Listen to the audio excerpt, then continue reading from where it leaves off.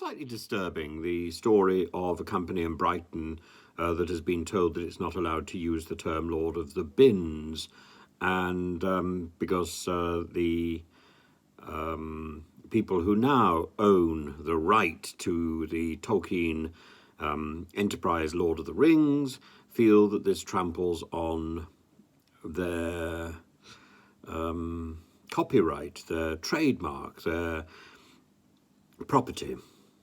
Lord of the Rings. Well, the whole point about Lord of the Rings is it's a very strange title. Very strange title in a universe which is not really medieval at all.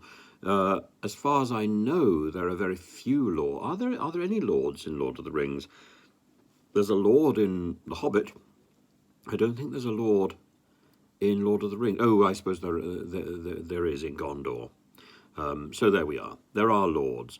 But the Lord of the Rings, I think, refers to Sauron, not the king or the city of Gondor, which is a little bit more medieval. Anyway, so Lord in this particular case, I suppose, refers to a sort of god adversary, a crypto devil, Sauron. Tolkien's theology, Tolkien's mythology is endlessly fascinating, and of course based on etymology, based on wordplay, based on Norse mythology, and so on. So much has been written about it. I remember when I was a schoolboy reading about Tolkien and thinking, that's why I want to go to Oxford.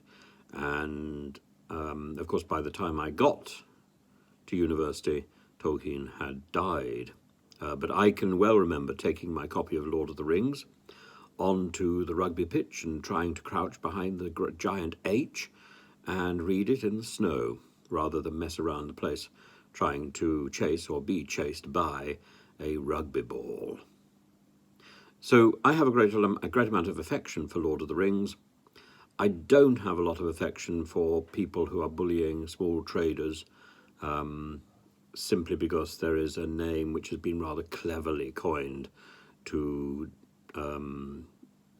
pun on the title of a famous book which is significantly greater than the film franchise, and certainly the most recent attempt to deal with the back history of Lord of the Rings, which, of course, when it was being made, went under the title of Lord of the Rings for some bizarre reason. That back history, certainly what little I've watched of it, is almost unwatchable and is very poorly structured. And the makers and the owners of this franchise should take a little rap on the knuckles for getting it so wrong. But they shouldn't be taking it out on refuse collectors in Brighton.